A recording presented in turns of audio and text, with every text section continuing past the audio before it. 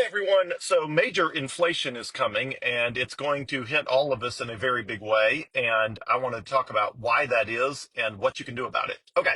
So what is inflation? Well, the effects of inflation are when the prices of everything rise, meaning the prices go up. Now, people who are either ignorant or stupid will tell you it's due to corporate greed. And that is the same way, when an aircraft falls out of the sky and everybody dies, somebody says, "Oh, the problem was gravity." Well, I mean, blaming prices on corporate greed is like blaming a plane crash on gravity. Gravity was always there. If a plane crashed, something went wrong. Corporate greed is always there. If prices are going up, something else happened. It's not greed, especially because in the case of Kroger, the Kroger's total profit margin is about 1.4%. So there's no possible way that corporate greed is causing food prices to go up when their profit margin is only 1.4%. Literally, that's all of Kroger's profit margin. Even Walmart only has a profit margin of barely 3%. So if you think the entire problem with inflation is that the prices are 1% too high, well, then you could argue maybe you want Walmart to make 2% profit instead of 3% profit. But nobody I know is arguing that. Everybody says the prices are 20%, 30% too high. Obviously, that is due to government money printing because corporate greed is only factoring in, even if you consider profits greed, which I don't. Profits are return on investment. If you don't have return on investment, you don't have any investment. And so you take away profits, you take away return on investment, and then the investment goes away and you don't have any groceries anymore. So profit is a good thing because it is return on investment as long as it was acquired in a way that did not involve using the government to rig the system, for example. Okay, so inflation is caused by government money printing. It is felt at the cash register, at the gas pump, and other places. And the easiest place to spot inflation is fast food prices and grocery prices. The reason the price of gas goes up and down a lot has a lot more to do with Middle Eastern policy and oil production in Saudi Arabia and a bunch of factors that are sort of more far flung. So it's harder to use the price of energy as a measure of how much money the government is printing because there's so many other factors at play. Food production is much more stable, meaning if the prices of food and groceries are going up, that is much easier to tell that the government is printing a ton of money because, food prices are not nearly as affected as oil prices by things like Middle Eastern wars and things like that. Okay. But back to the question, how do I know that inflation is going to be really high? And the answer is because it has to be. And the reason it has to be is because the US government is in such a mountain of debt right now that there's no possible way to get out of it other than inflation. And here's what I mean by that. Okay, anytime you're deeply in debt, you have three options. Always three options if you're deeply in debt. Option number one, you can pay down the debt. That's not going to happen. Nobody in Washington, D.C. is fiscally responsible, meaning financially responsible. Neither of the two political parties has any desire to cut spending.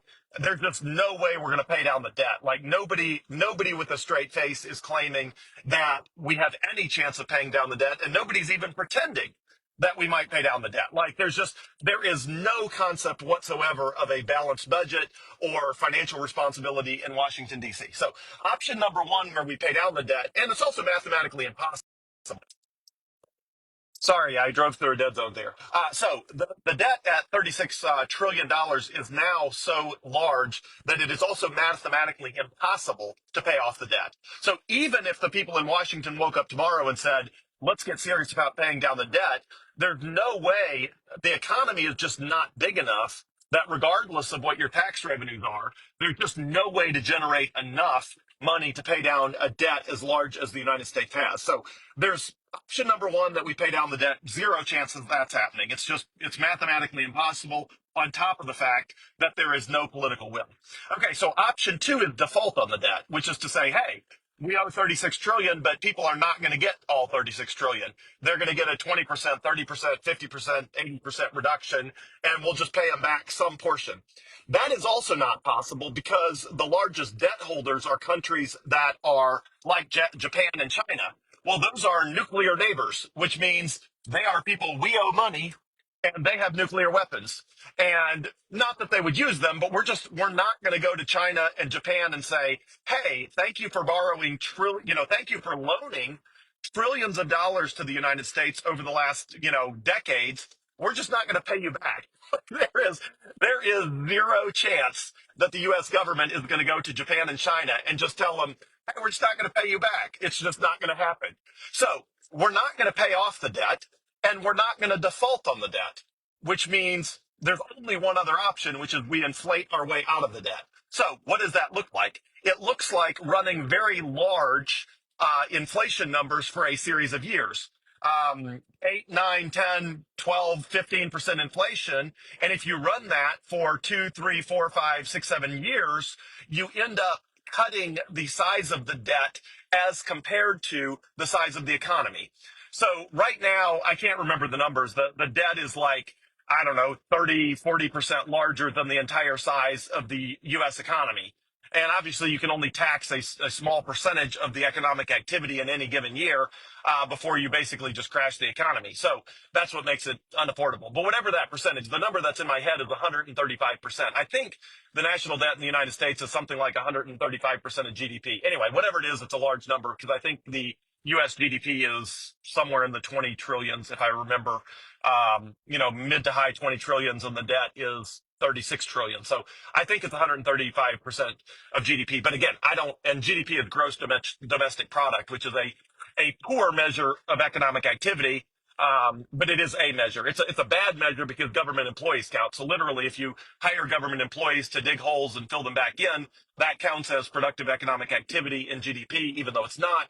And it also GDP also counts like the production of bombs that blow stuff up. So if we generate a bunch of bombs, sell, ship them overseas and drop them on people, that counts as economic activity under GDP, even though I would argue it should not. So anyway, so the government, there is a 100% chance that the only way out from under the massive debt is inflation. And the way that works is the government prints a ton of money, uses the ton of money to pay down the debt, which causes the prices of everything worldwide to rise significantly. But as a result, even though the $35 trillion, some of it is paid off with basically just printed out of thin air, the fact that there is so much more money in the economy means that the debt as a percentage of the size of the economy is smaller. So let's use some simple math here. If the US government overnight suddenly doubles the amount of money in circulation, the prices of everything doubles, but the debt does not double because the debt does not automatically go up with inflation. And so the debt is still 36 trillion, but the size of the US economy is the measuring stick has been distorted, but it's technically measured as twice the size in US dollars because the US just magically printed twice as much money.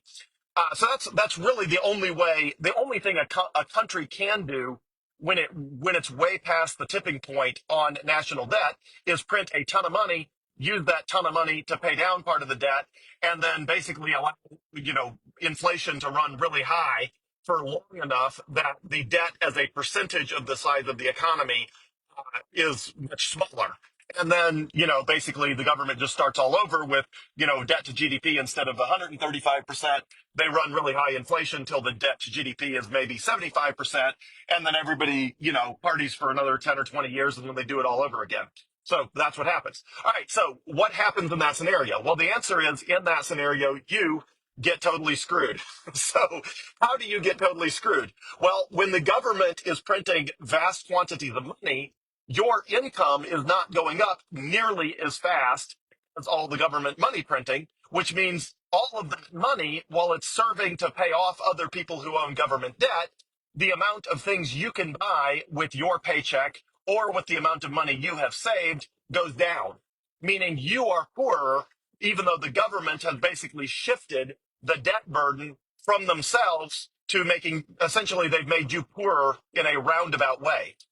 So what can you do about it? Well, of course, my solution is you buy Bitcoin. You buy the one asset that, in my opinion, is virtually guaranteed to increase in value significantly faster than inflation. The other thing you could buy is stocks or real estate. The problem is, if you look at stocks and real estate over time, they tend to trend largely with the amount of money in the money supply. It's called M2. But if you compare, for example, the S&P 500 and the M2 money supply, they track very closely. And what that means is over time, over say 10 years, you may look at your stock portfolio and it may have doubled in value. But the reason it doubled in value is because there's twice as much money in circulation. And with twice as much money in circulation, the purchasing power of that money is half as much. So again, you may feel good about your stock portfolio having twice as much money in it just by the numbers, but the truth is your purchasing power has not actually gone up. Or maybe it goes up a little, but it doesn't go up anywhere close enough to keep pace with the lifestyle you want to have. So from all my research in a million different ways, a million different things, the only conclusion I came up with, or I didn't come up with, that a million other people came up with that I agree with, is that the only way to mitigate the effects of inflation and stay ahead of inflation is to buy an asset that nobody in the world can print more of, that nobody can create more of. And the only asset that meets that criteria, literally the only asset in the entire world that is absolutely scarce, is Bitcoin. Every other asset you can make more of.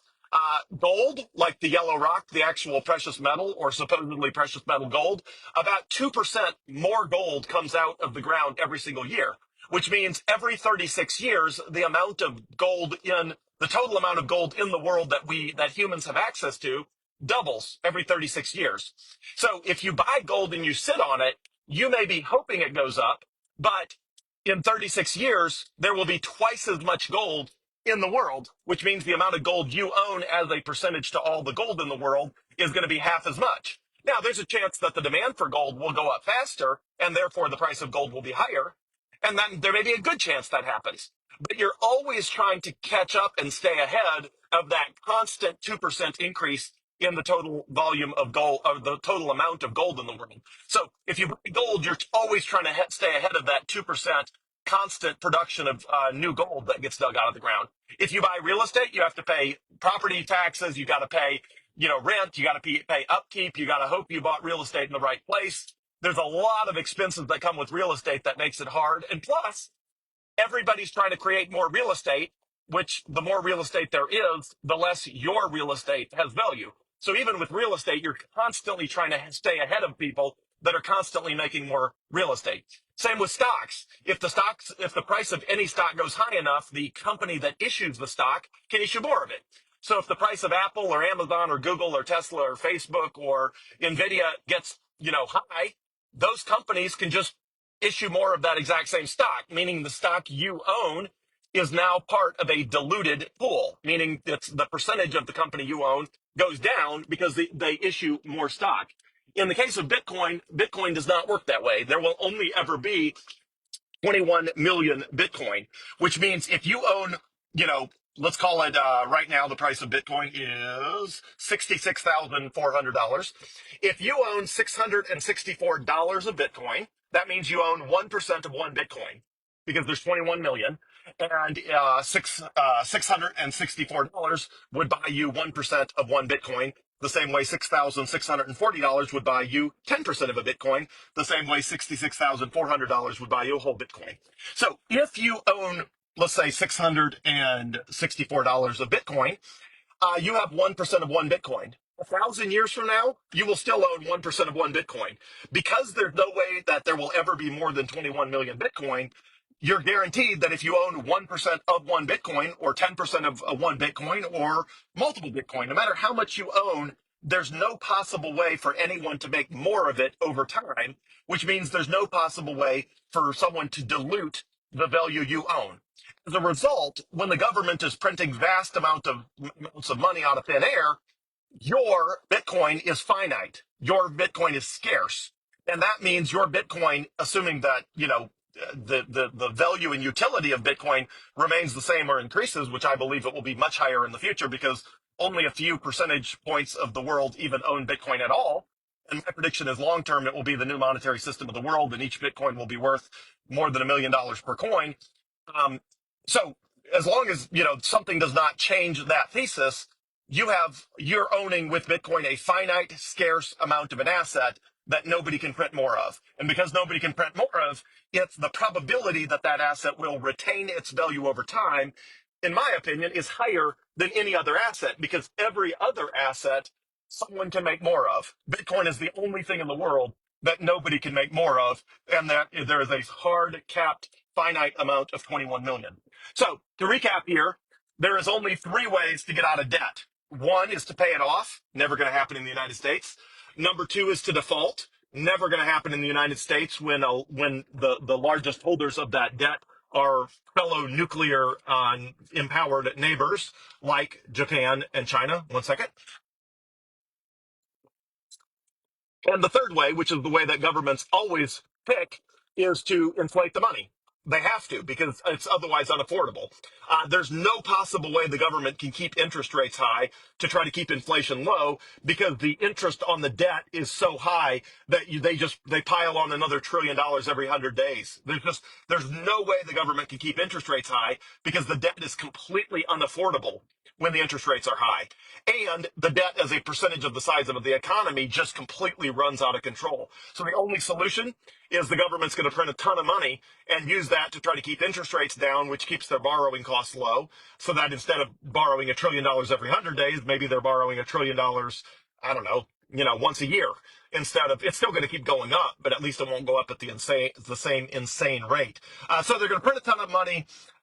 You got to stay ahead of inflation. If you think inflation was bad in 2021, 2022, in my opinion, you ain't seen nothing yet because that was sort of like in the 1970s. There was a small bout of inflation. Then the government sort of got it somewhat under control. And then there was a massive bout of inflation that followed, which was much more aggressive and much more problematic. And I think that's where we're headed in the coming years in the United States. So what do you do when you think somebody is going to print a ton more of everything? The answer is you buy something scarce that nobody can print more of, and that is Bitcoin. It's the only thing in the world. It is the scarcest thing in the entire world.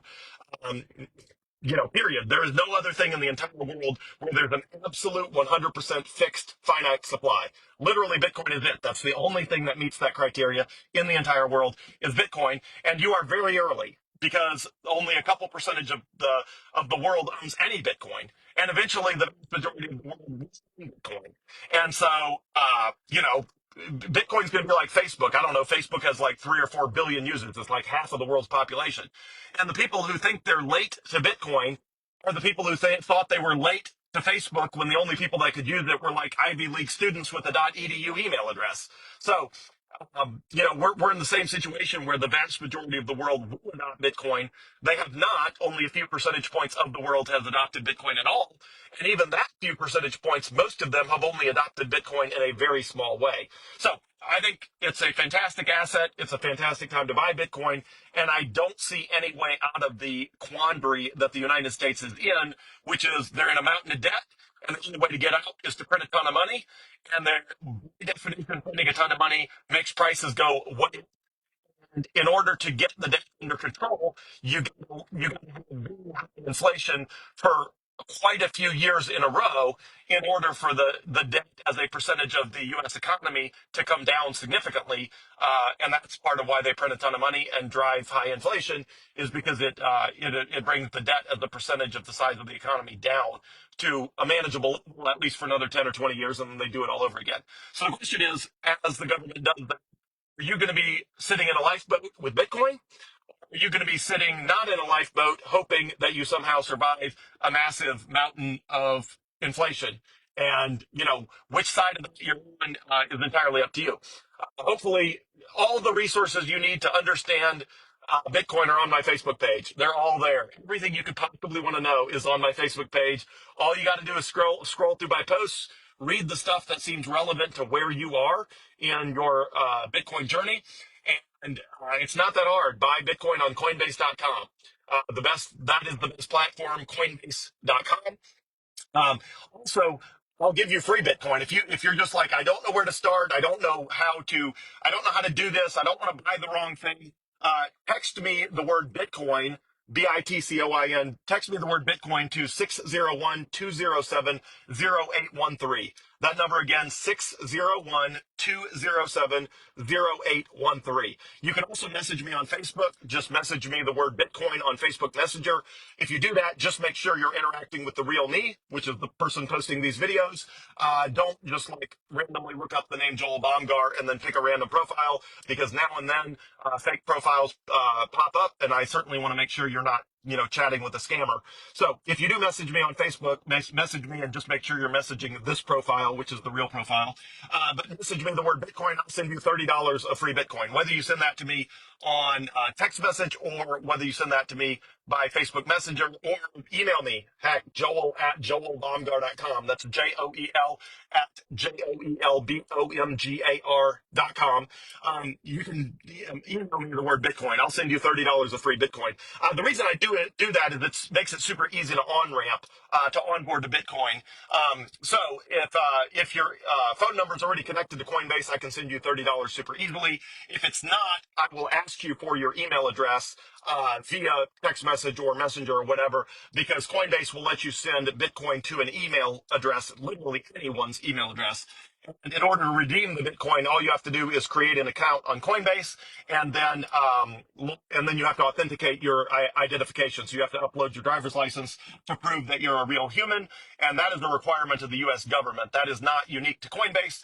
It is a requirement of the U.S. government. Any financial application is required to do AML KYC, which is anti-money laundering, know your customer laws, which is they're all required to check your identification and make sure you're a real human and that you're a U.S. citizen and things like that. So that Coinbase requires you to do that to redeem the Bitcoin. But as soon as you do that, not only do you have $30 of free Bitcoin from me, you also have, exactly what to buy more Bitcoin. You're already authenticated in Coinbase. And if you want to buy more Bitcoin, you can do that with a debit card, or you can link Coinbase to your bank account, or they make it super easy to buy more Bitcoin. So I'm happy to give $30 of free Bitcoin to anyone who doesn't have any, or anyone who's not sure where to start, or anyone who thinks they have an old Coinbase account, but they haven't logged in for a long time and they're not sure how to restart. So if any of those definitions are you, I am happy to send you $30 of free Bitcoin to sort of get you jump started in a way that you're pointed in the right direction. Happy to do that. So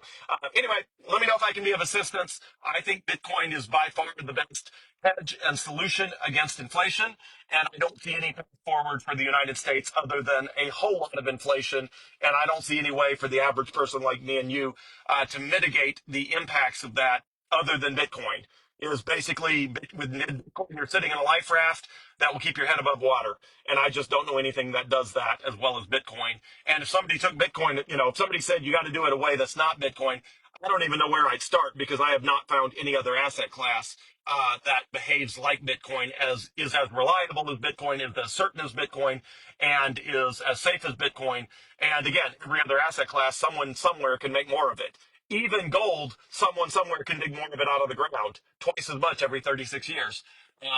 So I think Bitcoin is the answer. Happy to get you started by sending you some free Bitcoin if you're interested.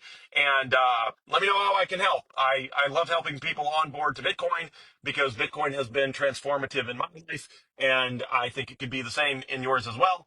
And happy to help. So let me know if I can help you start your Bitcoin journey or continue your Bitcoin journey. Happy to answer questions and do anything you possibly need. Just let me know. Thanks.